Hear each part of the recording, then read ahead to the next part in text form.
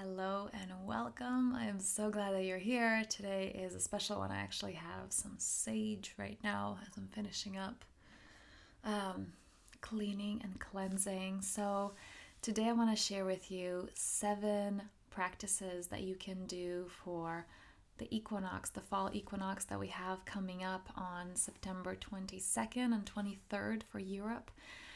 And it's a really exciting time.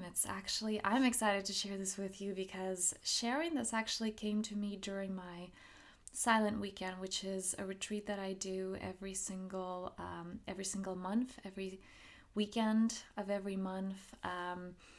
I go into isolation to meditate, to go into my inner work, and to really receive that guidance to just take away any distractions that we face every day. And one of the things that I received was about talking about the equinox and how it's such an important day, and it's important to utilize this, especially for those of us who live in Europe and North America, because we tend to look forward to, we're really excited about spring, like, okay, we're coming out of hibernation and we want to create new things, and that's exciting. So the spring equinox is there with a lot of possibilities, and this is the time that my friends in Australia are going through right now.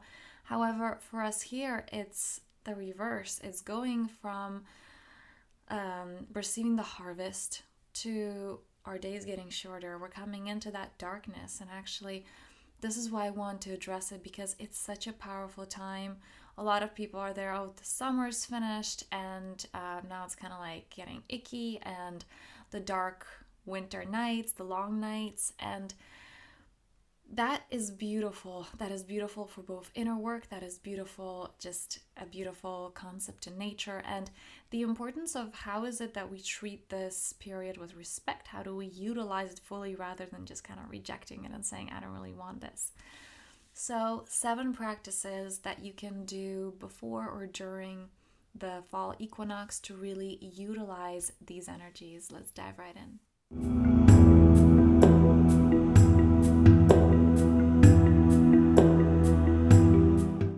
The first one I want to begin with is offering to nature. This is something that I love to do. This is something that I do with my kids, both equinox and both of the solstices.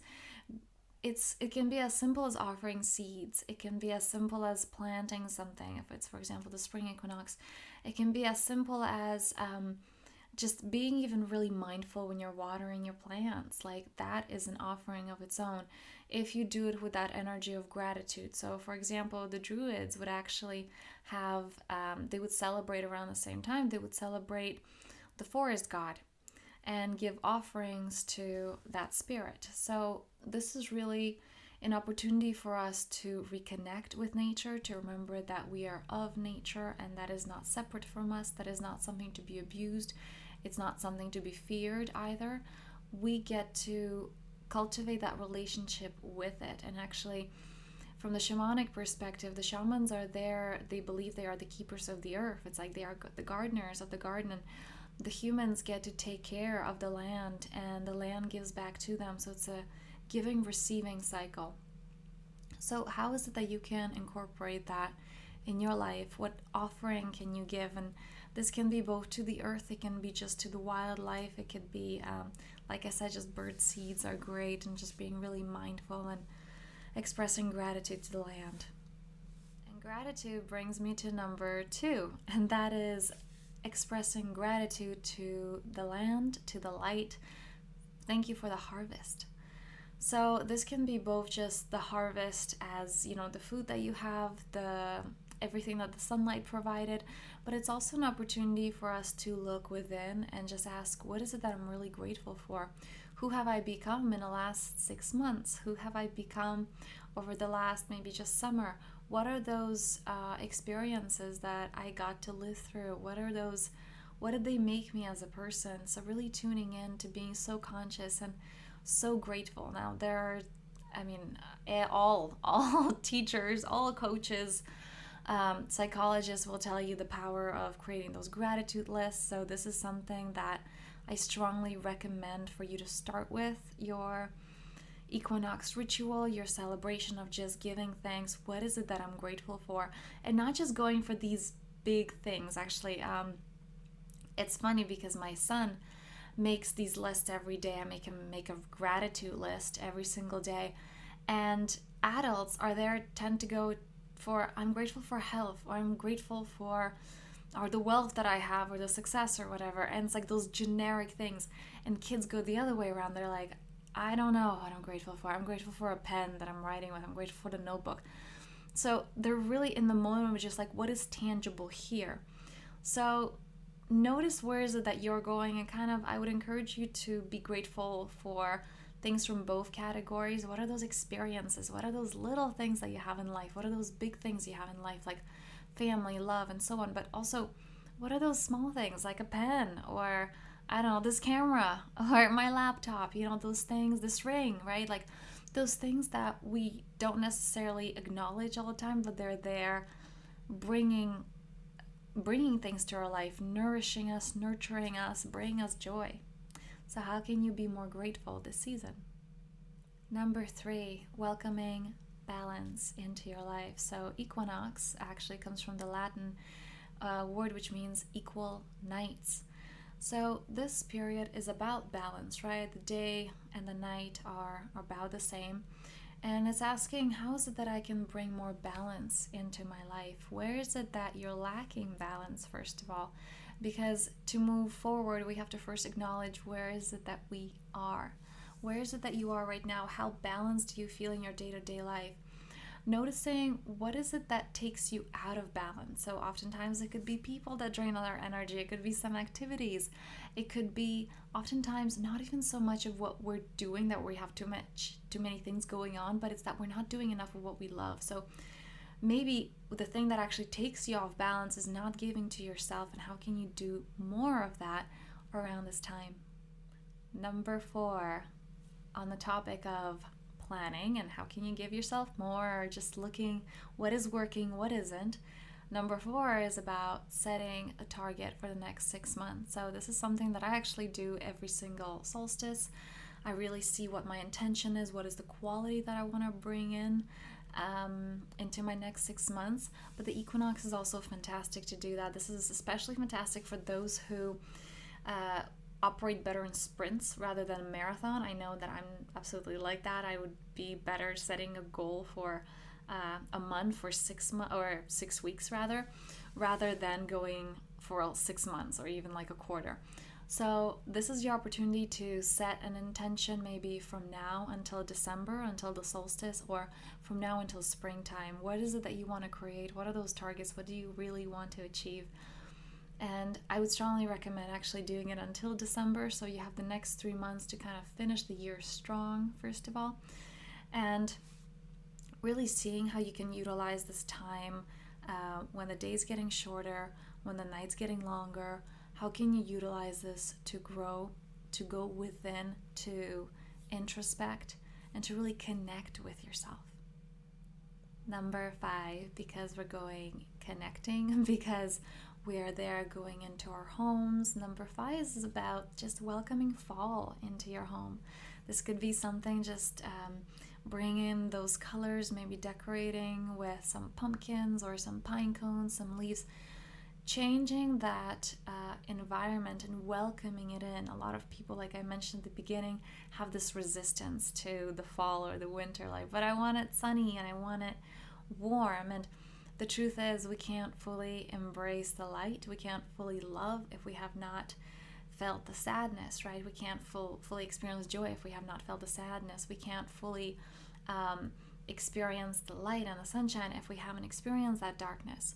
So because it's both ends of one spectrum, so you can't experience one fully without experiencing the other. They are one. So where is it that you can actually welcome this time? What is it that you love about this season? This is really an opportunity to go into, again, just so much gratitude of, I get this variety, right? This is the fun of this human experience. I get so much variety in this change of season, just like we have that within ourselves. We get to experience that outside. And what is it? Just ask yourself, what is it that I really love about the season? And how can I bring this into my home? Number 6, talking about things outside of the home. This is my favorite one. I'm excited for all kind of bonfires. So this is again something I do for the solstice, winter and summer, but the equinox is also a fantastic time to celebrate fire, to create that bonfire, to sit around a fire. If you don't have that opportunity, it can be as simple as just getting a candle and allowing that light in. So sometimes when we're about to go into this darkness, right, if we're talking about personal growth, spiritual development, it's scary and we need that extra light. We need the support of that fire element. So that's all right, and bring that in, welcome that in, that this is what I need right now. And what are those energies that you want to call into your life that are there to support you? So the fire energy is a really powerful one. This is why I strongly recommend making a bonfire, sitting with a candle, just being really mindful and asking, what is it that you're looking to receive from something greater that you personify as the fire element or the fire spirit.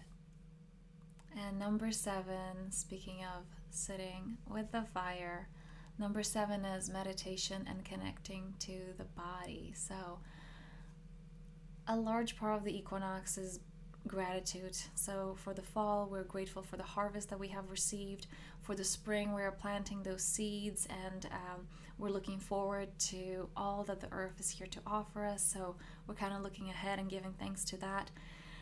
This is the same thing. We get to sit down, we get to acknowledge our bodies, we get to acknowledge all that it is providing for us, that which we are usually too busy to acknowledge, that which we deem as unimportant, or we just notice it when something goes wrong, right? So this is really your opportunity to sit with yourself, connect with yourself.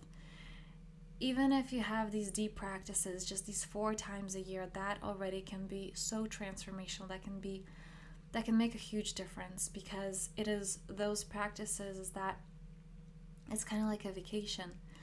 I mean, oftentimes what I witness with clients when I work one-on-one, what the body really needs is just, I'm here with you.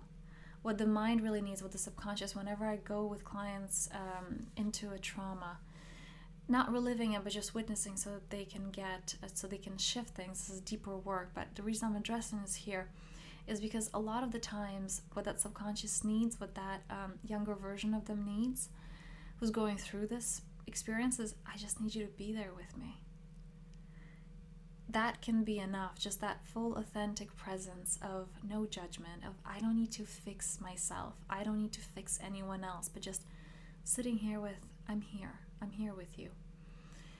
And this itself is a powerful practice, and like I said, if you just do this mindfully 4 times a year, that can already shift so many things for you.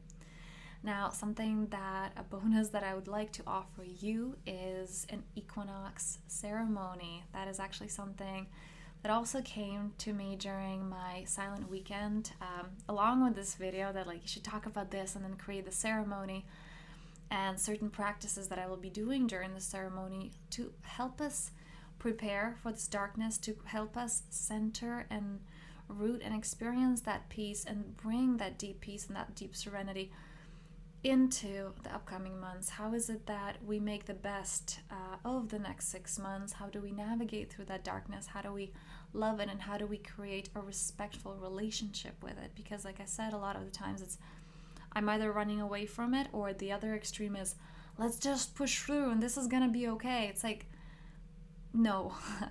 That darkness, your shadows, that subconscious mind, that ego, it's a beast. And it has to be approached with respect, not with fear, but with respect and love and compassion. So this is what we're going to be diving into during the autumn equinox ceremony. And there's going to be a link below where you can sign up. It's already filling up, so if this is something you want, definitely grab your spot, and I hope to see you there. Thank you everybody for watching, and I'm wishing you a happy equinox.